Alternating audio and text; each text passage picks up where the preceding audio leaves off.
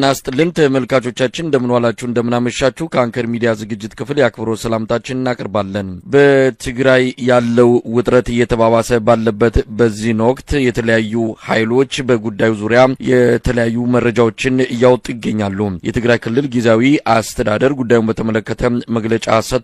ድርድር ካስፈለገ ዝግጁ ነኝ ሲልም አስታውቋል። የአብይ አህመድ አገዛዝ እስካሁን ይፋዊ በሆነ መልኩ ስለ ጉዳዩ የሰጠው መግለጫ የለም። ያለው ውጥረት በአብይ አገዛዝ የድሮን ጥቃት ጨምሮ ነገሩ ወደ ከፍተኛ ውጥረት ሊሸጋገር ይችላል የሚለው ስጋት ተጠናክሮ ቀጥሏል። የአፍሪካ ህብረት ሁሉም ወገኖች ጉዳዩን በጠረጴዛ ዙሪያ እንዲፈቱና ነገሮችን እንዲያረግቡ ጥሪ አቅርበዋል። በፋኖም ሆነ በህዋት በኩል ጉዳዩን በተመለከተ እስካሁን የተሰጠ ማብራሪያም የለም። ፋኖ በዚህ ጉዳይ ላይ ጣልቃ እንዳይገባ በተለያዩ ኃይሎች ግፊት እና ጫና እየተደረገ ይገኛል። ለማንኛውም በትግራይ ክልል ያለውን ወቅታዊ ሁኔታ እንመለከታለን። የዘውትር ተሳታፊያችን መስመር ላይ ይገኛል። እንግዲህ ብዙ ነገሮችን እየሰማን ነው። በተለይ በትግራይ ክልል ወደ አማራ ክልል ወልቃይት፣ ጠለምትና ራያ ከነዚህ ጋር ተያይዞ ህዋቶች ጦራቸውን አስገብተዋል የሚል ነገር ተሰምቶ ነበረ።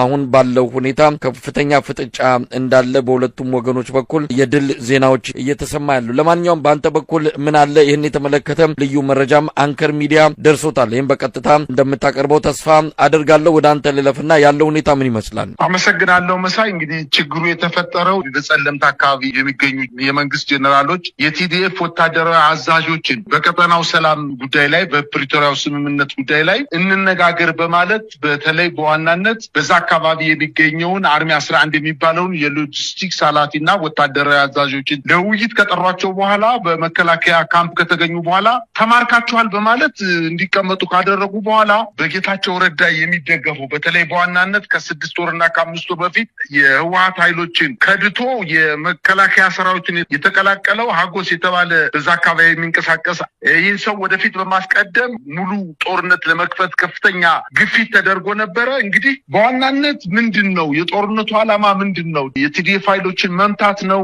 ቦታውን መቆጣጠር ነው? የህወሓት ኃይሎችስ ተሻግረው ጸለምትን፣ ወልቃይትን፣ ጸገዴን፣ ራያን መያዝ ነው? አይደለም። ይሄ በመንግስት ኃይል የተቀነባበረ ሴራ እንደሆነ የአካባቢው ማህበረሰብ በደንብ ተረድቷል። ውጊያው በጀመረ በጥቂት ሰዓታት ውስጥ ደባርቅ ላይ፣ አዳርቃይ ላይ፣ ማይጸምሪ ላይ ሰላማዊ ሰው መፈክር ይዘው እንዲወጡና ሰላማዊ ሰልፍ እንዲያደርጉ አድርጓቸዋል። አሁን እየደረሰን ያለው መረጃ በተለይ በዋናነት በትግራይና በአማራና በአፋር አዋሳኝ ድንበሮች አካባቢ ከፍተኛ ውጥረት ተከስቷል። በአንዳንድ ቦታዎችም ላይ ጠንከር ያለ የከባድ መሳሪያና የቡድን መሳሪያ ከፍተኛ ቁጥር ያለው የሰራዊት ኃይል ተመድቦ በተለይ በጸለምት አካባቢ በመጀመሪያ የአማራ አድማ ብተናና ሚኒሻን ከፊት አሰልፎ በኋላ ደግሞ በነጌታቸው ረዳ በስምረት ፓርቲ የሚመራውን በተለይ ይሄ ሀጎስ የተባለው ከድቶ የመጣውን ኃይል ይዞ ወደ ሁለተኛ ረድፍ ላይ እንዲገባ፣ በሶስተኛ ረድፍ ደግሞ የመከላከያ ሰራዊቱ በከባድ መሳሪያና በቡድን መሳሪያ ሽፋን እንዲሰጠው በማድረግ ጦርነት ለመጀመር ከፍተኛ ጥረት አድርጎ ነበረ። እንግዲህ የቲዲኤፍ ኃይሎች በራሳቸውን ተከላክለው የመጣውን ኃይል መክተው እንደመለሱ ነው መረጃዎች የሚያመላክቱት። እንግዲህ ሰሞኑ ጌታቸው ረዳ አደባባይ የእሱ ተባባሪዎች እነ ጻድቃንና ሌሎችም የአብይ መንግስት ህወሓትና ቲዲኤፍን ለምን ልክ አያስገባም፣ ለምን ዝም ብሎ ያያቸዋል በሚል ቅስቀሳ ሲያደርግ እንደነበር ይታወቃል። የአብይ ምላሽ እኛ በራሳችን አንድ እርምጃ ብንወስድ የፕሪቶሪያውን ስምምነት የጣሱ ተብለን በዓለም አቀፍ ኮሚኒቲዎች እንወገዛለን፣ ለህወሓትና ለቲዲኤፍ የፖለቲካና የዲፕሎማሲ ተተኳሽ ማቀበል ነው፣ እኛ በቀጥታ ገብተን ልናደርገው አንችልም ማለታቸውን ተከትሎ ከውስጥ በተገኘ መረጃ ከጥቂት ቀናት በፊት አብይ አህመድ ከጌታቸውና ከጥቂት የጌታቸው ታማኞች ጋር በዝግ ባደረገው ስብሰባ የእናንተ የትግራይ የሰላም ኃይል የሚባለው ጦር ከቲዲኤፍና ከቲፒኤፍ ጋር ውጊያ ቢገጥም የውስጥ ጉዳይ ስለሚሆን ዓለም አቀፍ ማህበረሰቡ እኔን የሚከስበት ምክንያት አይኖረውም። ስለሆነም በአፋር ግንባር ብቻ ሳይሆን በራያና በጸለምት ግንባር እናንተ ውጊያ ብትጀምሩ እኛ ከኋላ ሙሉ ድጋፍ እናደርግላቸዋለን፣ የምትፈልጉትን መሳሪያ ተተኳሽ እንሰጣቸዋለን የሚል ሐሳብ አቅርበው እነጌታቸውን በአብይ ሐሳብ ተስማምተው ስራ ጀምረዋል። ስለሆነም ቲዲኤፍን በሶስት ግንባር ማጥቃት እቅድ ይዞ እየተሰራበት እንደሚገኝ ነው መረጃዎች እያመላከቱ የሚገኙት። ይህ እቅድ ሁለት ዓላማዎች አሉት። አንዱ ህወሓትንና ቲዲኤፍን እንዲሁም ጊዜያዊ መንግስቱን አሽመድምዶ ለነጌታቸው ስምረት የሚባል የዳቦ ስም የወጣለትን ግን በሚገባ ከብልጽግና ጋር ሲጋባ በእውነተኛ ስሙ የትግራይ ብልጽግና የሚባለውን ቡድን የበላይነት እንዲያገኝ በማድረግ የብልጽግና ፓርቲ የትግራይ ክፍል እንዲኖረው ማድረግ ሲሆን ይህ ስትራቴጂ ተከትሎ በጸለምት በኩል የትግራይን የሰላም ኃይል አስገብቷል። ይህ መደረጉን ያወቀው የቲዲኤፍ ለአብይ በሚታዘዝ የትግራይን ሰራዊት መከበቡን በማወቁ ለመከላከል ከዚህ ኃይል ጋር ውጊያ ውስጥ መግባቱን ለማወቅ ተችሏል። ይህ ሰበብ አድርጎ የአብይ መንግስት ራሱ ሰራዊት ከቲዲኤፍ ጋር እንዲዋጋ አድርጓል። በሁለቱም ወገን ቀላል ያልሆነ ጉዳት ተስተናግዷል። ሌላው በጸለምትና በራያ በኩል የትግራይ የሰላም ኃይል የተባለውን ቡድን በመጠቀም የሚከፈተው ጦርነት ቲዲኤፍን ራሱን ለመከላከል ሲል የሚወስደውን እርምጃ ራያና ወልቃይትን መልሶ ለመያዝ የተጀመረ የህዋት እንቅስቃሴ አድርጎ በማቅረብ በህዋትና በፋኖ በኩል የተጀመረውን በትብብር የአብይን አገዛዝን እንደምስስ የሚለውን ትልም እንዲሰናከል ማድረግ ዋነኛ ዓላማው እንደሆነ ይናገራሉ። የውስጥ አዋቂዎች እንደተገኘው መረጃ የአማራና የትግራይ ታጋዮች በጋራ የአብይን አገዛዝ ለመታገል ከፈለጉ በትግራይ በኩል ወልቃይትንም ሆነ ራያን በወታደራዊ ዘመቻ ለመያዝ የሚደረግ ጥረት እንደማይኖር ከነዚህ ሁለት አካባቢዎች ጋር በተያያዘ ችግሮች አብይ አህመድ ከተወገደ በኋላ በሁለት ወንድማማቾችና እህትማማቾች ህዝቦች በሰላማዊ ውይይት ሊፈታ እንደሚችል ነው። ይህ ስምምነት በፋኖና በቲዲኤፍ ብቻ ሳይሆን በሶስተኛና በአራተኛ አካላትም አማካኝነት በተደረገ ውይይት የተደረሰበት እንደሆነ ውስጥ አዋቂዎች ይናገራሉ። ይህን መረጃ ያጋራናቸው አንድ የኢትዮጵያና የቀጠናው ፖለቲካ በሚገባ የሚያውቁ ስማቸው እንዳይጠቀስ የፈለጉ የፖለቲካ ሰው ሁኔታው በጣም የተወሳሰበ እንደሆነና ፋኖን የትግራይን የሰላም ኃይሎችን ኤርትራን የጨመረ ጦርነት ሊቀሰቀስ የሚችልበት እድል ትልቅ ነው ሲሉ ይናገራሉ። እዚህ ላይ ፋኖ እና ቲዲኤፍ ሁለቱም ከስሜት ነፃ ሆነው የተሸረበባቸውን ሴራ ማጥፋት አለባቸው ሲሉ ይገልጻሉ። የቲዲኤፍን ሰዎች አብይ እያደረገ ያለውን በዝርዝር ገልጸው ቲዲኤፍን ራሱን ለመከላከል እርምጃ ከመውሰድ ውጪ በራያም ይሁን በወልቃይት ግንባር የሚገኙ ቦታዎችን በኃይል ለመያዝ ዓላማ እንደሌለው ይህ አካሄድ የፕሪቶሪያውን ስምምነት መጣስ እንደሚሆን ሆኖም አብይ አህመድ ራሱ መስራት የፈራውን እነጌታቸውን የተጠቀመ በሶስት አቅጣጫ ሲከበን ራሳችንን ለመከላከል ወደኋላ አንልም፣ ይህን የአማራ ህዝብ ታጋዮችም ይወቁልን በማለት ተናግረዋል። በፋኖ በኩሉም ሐቁ ይህ መሆኑ በደንብ አጣርቶ ወያኔ ወልቃይትንና ራያን በጦርነት ለመያዝ ሲንቀሳቀስ ዝም ብሎ እየተመለከተ ነው። ለምን ወጥቶ አያወግዝም? ለምን ከአብይ ኃይሎች ጋር ሆኖ ቲዲኤፍን አይመክትም ለሚለው ይህን የሚያደርግበት የአማራ ህዝብ ስለከዳ ወልቃይትን ለወያኔ አሳልፎ ለመስጠት ነው የሚለው ፕሮፓጋንዳ ነቅተንባቸዋል። ታችንን ከአብይ አገዛዝ ላይ አንነቅልም፣ ተባብረው ይመቱናል በሚል ስጋት ሁለቱን ኃይሎች ለማጋጨት በአማራ ፋኖ ውስጥም ወልቃይትን ከህዋት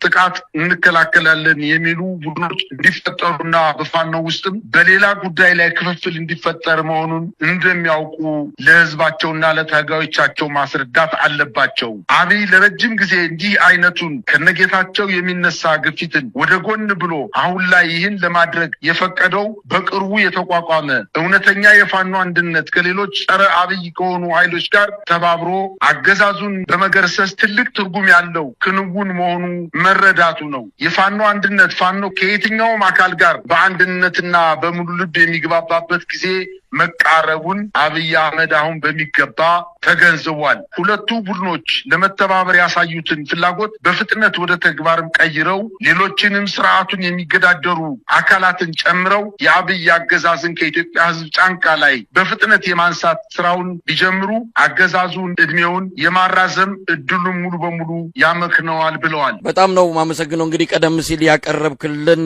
በጉዳዩ ላይ ለአንከር ሚዲያ ቅርበት ያላቸው ወገኖች የላኩልን ሪፖርት ነው። ለተከታተልነውም ይሄ በጣም አደገኛ በሆነ መልኩ አብይ አህመድ ሴራ የጎነጎነበት እንደሆነ ህዋቶችም ይህንን ለመመከት ወደ ውጊያ ውስጥ የገቡበት ሁኔታ እንዳለ ምናልባት የጀነራል ታደሰ ወረደ መግለጫ ደግሞ ነገሩ በዚህ ደረጃ ይስፋፋል ብለን አልጠበቅንም በሚልም ወደ ድርድርና ውይይት እንዲመጣ የሚፈለግ እንደሆነ የገለጹበት ነው። እዛ አካባቢ ብዙ እጆችን ያሉት ብዙ ኃይሎችን ያሉት እንግዲህ ጊዜያዊ አስተዳደሩ ከህዋት ከቲዲኤፍ ከሚባለው ሰራዊት ጀነራሎች ጋር ምን ያህል እየተናበቡ ነው የሚለውም በራሱ ብዙ ነገር ሊነሳበት ይችላል። የአብይ አህመድ ዲጂታል ሰራዊቱ በድሮን ብዙ ቦታዎችን መምታታቸውን ነገር ግን አንዳንድ በፎቶግራፍ ጭምር የወጡ ምስሎች እንደሚያሳዩት ግን የተመቱት ሰላማዊ ዜጎች ከወታደራዊ አገልግሎት ጋር ያልተያያዙ ቦታዎች እንደተመቱም ይገለጻል። አብይ አህመድ በጣም ስጋት ላይ ነው ያለው። እንደምንሰማው ከሆነ አማራን አንወጋም በአሁን ሰዓት ፋኖን ላይ የጀመረውንም ዘመቻ ምናልባት ሊያቆምም ይችላል። ትኩረቱ ወደ ህወሓትና ምናልባት በኤርትራን በኩል ይመጣል ያለውን ስጋት ለመቀልበስ ሙሉ ትኩረቱን ወደዛ አደርጋለሁ ነው የሚለው። እንግዲህ ከዚህ አንጻር ፋኖች ወርቃማ ድል ከእጃቸው እየመጣ እንዳለ የተገነዘቡ ይመስላል። አብይ በግራም በቀኝም የተወጠረበትና የተጨነቀበት ሁኔታዎች እንዳሉ ነው መረጃዎችም የሚያመለክቱት። ሽምግልና እያሰበም እንዳለ አንዳንድ ነባር የኢህአዴግ ሽማግሌ መሪዎችን እነሱን ሽምግልና ወደ አማራዎች ለመላክ እየተዘጋጀ እንዳለ ወይም ደግሞ ሂደቱ እንደተጀመረም እየሰማን ነው። ለማንኛውም አብይ ውጥረት ውስጥ ነው ያለው። ፋኖና ህወሓት ገጥመው ከመጡ አንድ ላይ ከመጡ እንደማይቋቋመው ተረድቷል። ለዚህም ነው ፋኖዎችን ለጊዜው እንደማይነካ አይነት ፍንጭ እየሰጠ ያለው ትኩረቱን ወደ ትግራይ ብቻ እያደረገ የሚገኘው። እስቲ ምን ልናይ እንችላለን? አብይ አህመድ በመጨረሻ ካርዱን ስቧል። ይህን የሳበውን ካርድ ራሱ የሚቃጠልበት ይሆናል የሚል ተስፋ በብዙዎች ዘንድ አድሯል። ለማንኛውም ምንድን ነው እየሆነ ያለው? መሳይ ጦርነቱ ከመከሰቱ በአንድ ቀንና ሁለት ቀናት በፊት እኮ በትግራይ ክልል ያሉ አጠቃላይ በተለይ በዋናነት በትልልቅ ከተሞች ላይ በመቀሌ፣ በአክሱም፣ በአዲግራት፣ በሽሬ እና በትልልቅ የዞን ከተሞች ላይ ባንክ ገንዘብ የለም በማለት ህብረተሰቡን መጀመሪያ ማጨናነቅ ነው የፈለጉት። ስለዚህ ህብረተሰቡ ጦርነት ሊነሳ ይችላል የሚል ስጋት እንዲፈጠርበት እና ፍርሃት ውስጥ እንዲወድቅ ለማድረግ ከፍተኛ ጥረት አድርጓል። በኋላ ደግሞ ጦርነቱ ከመነሳቱ አንድ ቀን በፊት እንደዚሁ የኢትዮጵያ አየር መንገድ ትኬት ቆርጦ በጉዞ ላይ የነበሩ ሰዎች ደርሶ መልስ ትኬት ቆርጠው አዲስ አበባ የመጡ ሰዎች ምንም ምልክት ሳይታይ ወደ መቀሌ አትሄዱም፣ ከመቀሌ ትኬት የቆረጡ ሰዎችም ወደ አዲስ አበባ አትሄዱም በማለት ምንም ጦርነት በሌለበት የኢትዮጵያ አየር መንገድ ጉዞ ክልከላ በማድረግ ህብረተሰቡን ማስቸበር መጀመሪያ ቅድሚያ ይዞ ነበር። እንግዲህ ከ5 እና ከ6 ወራት በፊትም በአፋር ክልል በኩል በተለይ በዋናነት ቲፒኤፍ የሚባለው በነጌታቸው ረዳ የሚመራው በነጻድቃን የሚመራው በመከላከያ ሰራዊቱ ድጋፍ የሚደረግለት ኃይል ከፍተኛ እንቅስቃሴ አድርጎ በተለይ በዋናነት በሰቆጣ በኩልም እንዲሁ በራያ በኩልም መንቀሳቀስ አለባችሁ ብሎ በሶስት አቅጣጫዎች የተደረገው ሙከራ ምናልባትም የክልሉ መንግስት ባለስልጣናት እንቅስቃሴ ሲያደርጉ በሞርተር ለማጥቃት እቅድ ይዘው ሳይሳካላቸው እንደቀረ ይሄ የአደባባይ ሚስጥር ነው፣ በበርካታ ሚዲያዎች የተላለፈ ነገር ነው። ይሄን ተከትሎ የቲዲኤፍ ኃይሎች ከፍተኛ የሆነ ጥንቃቄ ሲያደርጉ ቆይተዋል።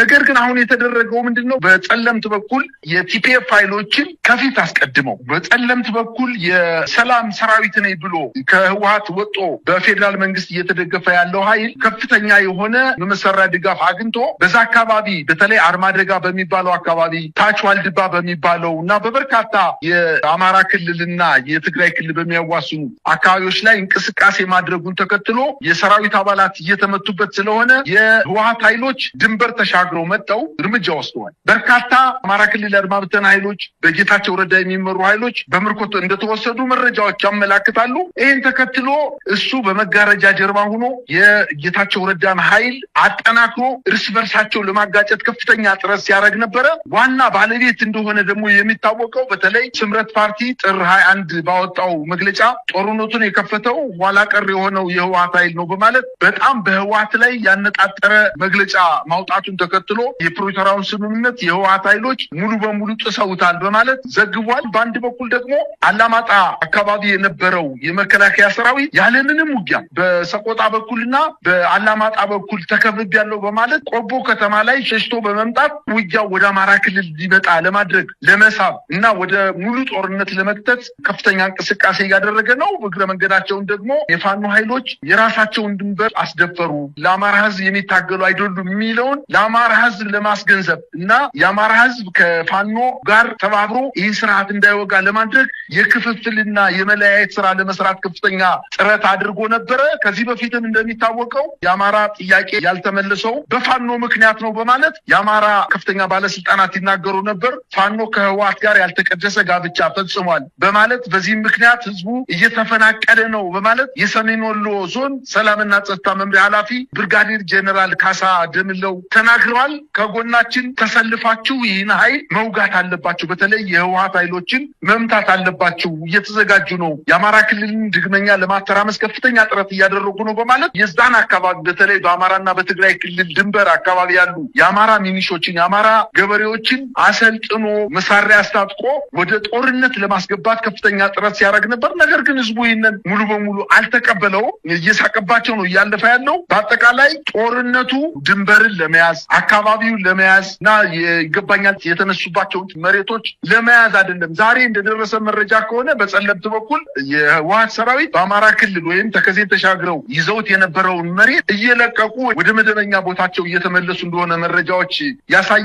በአጠቃላይ በዚህ ጦርነት ከፍተኛ ክሳራ የደረሰበት ከፌዴራል መንግስቱ ጌታቸው ከሚመራው የስምረት ፓርቲ ውጪ በዋናነት ከፍተኛ ክስረት የደረሰበት የአማራ ክልል መንግስት ነው። ምናልባትም የአማራ ክልል መንግስት በጣም ወደማይወጣው ቅርቃር ውስጥ መግባቱን በተለይ የምርጫ ቦርድ የወልቃይትን፣ የጸገዴን፣ የራያን አካባቢ በትግራይ ክልል ምዕራባዊ ትግራይ፣ ደቡባዊ ትግራይ እያለ በምርጫ ክልል ሰነድ በማውጣቱ ምክንያት የሚመልሱ ታጣው ተጨናንቀው ነው የሚገኙት። ይህን ተከትሎ እንግዲህ ዋና የጦርነት ቀጠና ለማድረግና ፋኖን ለማሳጣት ለአማራ ህዝብ የቆመ ድርጅት አይደለም ለማስባል ከፍተኛ ጥረት ሲያደርጉ በእነሱ ላይ እንደገና ተመልሶ ተተኩሶባቸው አሁን የሚይዙት ሊጨብጡት አጠዋል። መግለጫ መስጠት እንኳን ተስኗቸው ጸጥ ብሎ ነው የሚገኙት። በአጠቃላይ ግን በዚህ አካባቢ እየተደረገ ያለው ጦርነት ድንበርን ለመቆጣጠር ወይንም የይገባኛል መሬትን ለመያዝ ሳይሆን እየተተናኮሳቸው የመጣውን በተለይ በጌታቸው ረዳ የሚመራው ኃይል ወደ ትግራይ ክልል በተደጋጋሚ እየገባ ከፍተኛ ችግር ስለፈጠረባቸው እሱን ኃይል ለመምታት ነው ጥረት ሲያደርጉ የነበሩት የሚል መረጃ ነው እየደረሰኝ ያለው። መሳይ እንግዲህ ቀደም ሲል ያቀረብከው በተለይ ሊካሄድ የመቻሉ ነገር ብዙ አጠራጣሪ ነው። ምርጫውን በተመለከተ አንዳንድ አካባቢዎችን በምዕራብ ትግራይ በሚል መጠሪያ የምርጫ ወረዳ በመከለል ሊያከናውን ነው የሚል አንድ ሰነድ ሲዘዋወር ተመልክተናል። ይሄ እውነት ለመናገር የአብይ አህመድ አንዱ የሴራው አካል ነው ማለት ይቻላል። 3 ወር የቀረው ምርጫ ምንም አይነት መዋቅር ባልተዘረጋበት በምዕራብ ትግራይ ስም በትግራይ ክልል ስር ምርጫው ይካሄዳል የሚባለው ሆን ተብሎ የአማራውን ቁጣ ለማስነሳት በተለይም ፋኖ አካባቢ ያሉ ከዚህ ከወልቃይት ትግል ጋር ትኩረት የሰጡ የፋኖ መዋቅሮችን በቀጥታ እንደርድሮ ከህወሓት ጋር እንዲላተሙ ለማድረግ ሆን ተብሎ የወጣ ሰነድ እንደሆነ ነው የምገምተው። ይህንን ሰነድ አይቶ ወደ ሌላ አይነት አቋም ውስጥ ወይም ስሜት ውስጥ መግባትም የሚያስፈልግ አይደለም። አብይ የሚይዝ የሚጨብጠውን ያጣ በመሆኑ በተከታይም ሌሎች በርካታ ማደናገሪያና የአማራውን ቁጣ ለማስነሳት ባለፈው የአማራ ክልል ምስለኔ አስተዳደር ብልጽግና ጽህፈት ቤት ኃላፊ እንደተናገሩት ከሆነ ተከዜ ማዶ ሄዶ ለምን ፋኖ አይዋጋም የሚል ቅስቀሳ ሲያደርጉ እንደነበረ ይታወሳል። ስለዚህ እነሱ የፈለጉት አፈሙዙ ከብልጽግና ዞሮ ወደ ህወሓት እንዲተኩስ ነው። ያንን ደግሞ ፋኖ ሊያደርግ እንደማይችል በእርግጠኝነት መናገር የሚቻል ጉዳይ ነው። በአሁን ሰዓት የሁለቱም የጋራ ጠላት ብልጽግና የሚባል ኢትዮጵያን እያፈራረሰ ያለ የዓለም ጭራ ያደረገ በብዙ መልኩ ኢትዮጵያ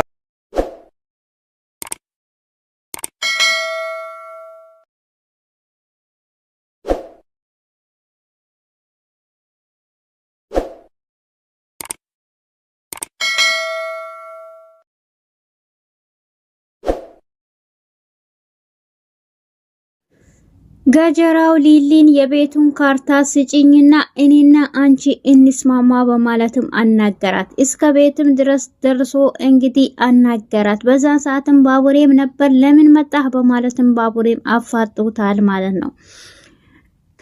የቤዛ ወንድም የቤቱን ካርታ እንደወሰደው ታወቀ። የቤዛን ወንድም እየተፈለገ ነው። አሰላሙ አለይኩም ወራህመቱላሂ ወበረካቱ። ሰላም ጤና ይስጥልኝ።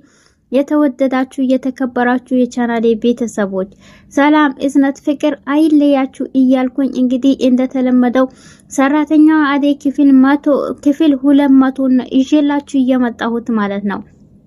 እናንተ ደግሞ እንደተለመደው ቪዲዮን በላይክ ጀምሩት ላችኋለሁኝ። አዳዲሶቹ ላይክ እና ሰብስክራይብ በማድረግ ደውል ምልክቷን ማጥቁሩን እንዳረሱ። ሰራተኛዋ አደይ እንደምታውቁት እንግዲህ ሊጋቡ ቀናት የቀራቸው ሽር ጉድ እያሉ ነው። የሰራተኛውም አደይ እናቷ ወደ አዲስ አበባ ልትመጣ ነው። የዴቭም እናት ወደ አዲስ አበባ ሊገባ ነው ተብሎ በጉጉት እየተጠበቀ ነው። ዴቭም እንግዲህ ከሚዜዎቼ ጋር ቁጭ ብዬ ማውራት አለብኝ በማለትም ከሚዜዎቹ ጋር እናወራለን በማለት ለአደይም ነገራት። አደይም እንግዲህ ደስተኛ ሆናለች። ደስተኛ እንደሆነችም በኡሳና ሁለቱም አብሮ ያወሩ ያለ ዳይመንድም ይመጣል። ዳይመንድም ሲመጣ ለሁለቱም እንግዲህ ይጨፍርላቸዋል ማለት ነው። ዳይመንድም እንግዲህ ካሁን በኋላ በቃ ሰርጋችሁን እንበላ በጉጉት እየጠበቅን ነው በማለትም ይናገራል። በዛን ሰዓትም እንግዲህ አንቴና በቃ እዚህ ቁሙ እኔ ደግሞ ሊሊ ጋር እሄዳለሁ በማለትም ስታወራ በቃ ሄሉን ሄጃ ወራታለሁ እናንተ ደግሞ ሂዱ በማለትም ዴቭና እሱን ትታችሁ ሄዳለች። በዛን ሰዓትም የሄሉ አበባ ይመጣል ማለት ነው። አበባም እኔን እኮ ብሬን ሸመጠጠኝ ብሎ እያወራም ያለ አበባ ይመጣል። አበባም መጥቶ እንግዲህ ብሩ ገብቷል፣ ነገር ግን ብዙም ባይሆን በትንሹ ነው ብሎም ይነግረዋል። በዛን ሰዓት ዳይመንድን በጣም ደስ ብሎታል። እናም ይሄ ብር ግን ሁሉ ለሱ መሰጣት የለበትም፣ ያስፈልገን አይል ትራንስፈር እናረግልሃለን፣ ነገር ግን አንተ ጋር መሆን የለበትም በማለትም አዴና እሱ ሲያወሩ እሺ በማለትም እንግዲህ ተስማምተዋል ማለት ነው። ገጀራው ሊሊ ቤት ሰተት ብሎ መጣ። ሊሊን ቤት ሲገባ ባቡሬና እሷ ሁለቱም አብሮ ቁጭ ብሎ አያቸው። ባቡሬም ሊሊን አንቺ እኔ ላንቺ ደግሞ አንቺ ደግሞ ለኔ በማለትም ሁለታችንም ተባብረን አብረን እንሆን እኔ ያተደረገብሽን ሁሉ ነገር ሊካስልሽ ምናልባት እኔን አስቀምጦልሽ ሊሆን ይችላል። ስለዚህ እሺ በይኝ ፍቅሬን ተቀበኝ በማለትም ፍቅር ጥያቄ ያቀረበላት። ሊሊም እኔ የደረሰብኝን ነገር ሁሉ ነገር ታውቃለህ፣ ስለዚህ ምን እንደሚል አላቅም፣ ነገር ግን አንተ ደግሞ ከጎኔ እንድጠፋ አልፈልግም በማለትም ትነግራለች። አዎ ነገር ግን ለምን ምርጫሽን ቁርጥ አድርገሽ አትነግሪኝም? ንገሪኝና እኔና አንቺ አብረን እንኖር፣ ሁለታችን ለራሳችን ተዛዝነን እንኖር በማለትም የፍቅሩን ጥያቄ አቅርቦላት እኔ ግን አንቺ እኮ እንደምትወጂኝ ሁሉ ነገርሽ አይንሽ ያስታውቃል፣ በአይንሽም በፊትሽም አውቃለሁ አነባለሁ በማለትም እሱም የነገራን ነበር። ገጀራው ቤት የገባው አንተ ከይሲ ምን ልሰራ መጣህ ሲለው እኔ የመጣሁት ልንስማማና ሊሊን ላነገራት ነው የመጣሁት፣ ስለዚህ የቤቱ ካርታ የቤዛ ወንድም እንደወሰደው ሰምቻለሁ። የሊሊ አክስት ሁሌ እየደወለች የቤቱን ካርታ አምጣልኝ እያለች ነው።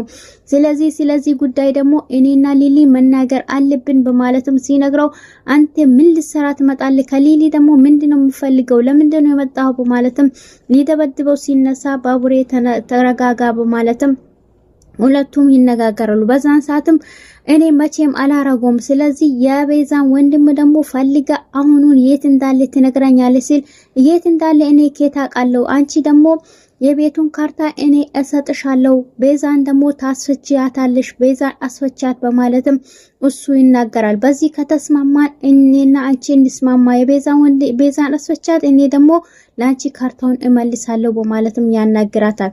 ስማ እኔ ይሄን ጫወታ አልፈልግም፣ የምትጫወተውን ጫወታ ሁሉ ነገር ሰልችቶኛል፣ ስለዚህ እስካሁን ድረስ ደግሞ ያረከልኝ ነገር ደግሞ ፈጣሪ ይክፈልክ፣ ስለዚህ ካሁን በኋላ ሊሊ ማለት የኔ ህይወት የመራችኝ ሁሉ ነገር ያስተማረችኝ ማለት ነች፣ ስለዚህ እሷ ላይ እንዳመጣ እሷ ላይ አትዘረጋ፣ እሷ ላይ ከመጣ እኔ ራሴ ነኝ ማጠፋ በማለትም እሱም ይናገረዋል። እኔ ምንም ነገር አልፈልግም፣ እሷንም ማስፈታት አልፈልግም፣ ስለዚህ ምንም ካንተ የሚስማማ ነገር የለኝም ስትል ና እኔና አንተ እናወራለን በማለትም ገጀራውን ይዞት ይወጣል።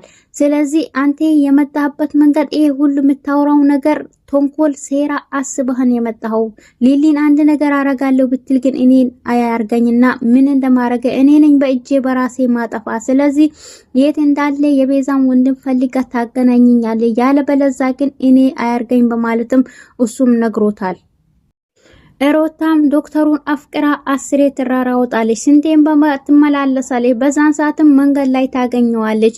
እዩ በማለትም ሄዳ መኪና የሚነዳበት ቦታ ትቆማለች። ምንድነው ሮታ ምን ሆነሽ ነው ሲላት አረ ምንም አልሆንኩም ይላታል። የት የሄድሽ ነው ሲላት አንተ ጋር የሄድኩ ነው እና ምን ፈልገሽ ነው ምን ነበር ሲላት እኔ ምን ሆነሻል ግን አሞሻል ሲል አው አሞኛታል። ምንሽ ያምሳል አላመመኝ ትለዋለች። ግራ አጋባችሁ። ዶክተሩም ሮታ እኔ እኮ ስራ ያለኝ ሰው ነው፣ ስንት ታማሚ ያለብኝ ሰው ነው፣ ምንድነው የምፈልጊው ንገሪኝ ይላታል። እኔና አንተ ብቻችን እንድንሆን እፈልጋለሁ፣ ጊዜ እፈልጋለሁ ትሏለች። ሮታ እኔ ስንት ታማሚ እንዳለብኝ ስንት ስራ እንዳለብኝ እያወቅሽ ምንድነው የምታወሪው? ግራ ያጋባሽኝ ነው አንቺ ልጅ ይላታል። ስለዚህ አሁን ሂጂ ሌላ ጊዜ በማለት ያናግራታል። አሁን ሂጂ ያላልከኝም በማለትም እሷም ትታው ትሄዳለች። እንዴ እቺ ልጅ ምን ሆና ነው በማለትም እንደውም አልሄድም በማለት መኪና ውስጥ ገብታ ቁጭ ትላለች። አንቺ ልጅ ምን ሆነሽ ነው ሲላት እንደውም አልሄድም ካልክ እኔ ነኝ መኪናውን ነጅቼው መሄደው በማለትም ስነግረው ምን ሆነ ነው እቺ ልጅ በማለት ግራ ታጋባዋለች። በዛን ሰዓትም እሷም በቃ እንደዛ ከሆነ እኔ ጊዜ የለኝም ስለዚህ አሁን ልሄድ ነው ሲላት ተናዳ ሂጂ አላልከኝም በማለት እንደውም ተው በማለት ትታው ሄዳለች ማለት የሄደችም ዳይመንድ ያገኘታል። ዳይመንድም ያፋጣታል። ምንድነው አንቺ ልጅ ምንሽ ነው? ቅድምም ዘክተሽኝ አሁንም እንደዚህ ዘክተሽኝ ትሄጃለሽ ምን ሆነሽ ነው ሲላት እኔ አንተ ግን አንድ ነገር ሲደብርህ ምንድነው የምታረገው ሲል እንደው በማለት ትጠይቋለች። እሱ ምን ሆነሽ ነው? ማን ያስከፋሽ ሲላት ዶክተሩ ትለዋለች። እንዴ ዶክተሩ ምን ሆነ ሲላት ዶክተሩ ጋር ሄጄ ነበር እሱም ሂጂ ያለኝ በማለት ትነግረው። እንዴ ዶክተሩ እኮ ስንት ስራ ያለበት ሰው እንደውም እንኳን ሂጂ ያለሽ በማለትም እሱም ጨምሮ ያናዳታል። ምክንያቱም ዳይመንድም ለራሱ ስለሚፈልጋት በቃ እኔ ደብሮኛል የሆነ ቦታ ይዘኝ ሂጂና እንሄድ ትለዋለች። እኔ በፍጹም አልሄድም ካሁን በኋላ በማለትም እሱም ያናዳታል። በዛን ሰዓትም ተናዳት ትታው ትሄዳለች ማለት